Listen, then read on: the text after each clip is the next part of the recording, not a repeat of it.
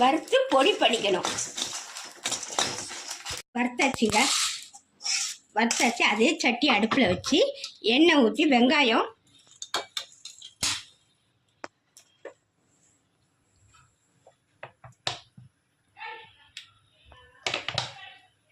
காஞ்சிச்சு. இப்போ கொஞ்சம் பட்டை சோம்பு எல்லாம் போட்டுக்கிறேன். போட்டுட்டு வெங்காயத்தை போட்டுக்கிறேன். ஒரு பெரிய வெங்காயத்தை நறுக்கி பொடியாக நறுக்கி வச்சுருக்கேன்.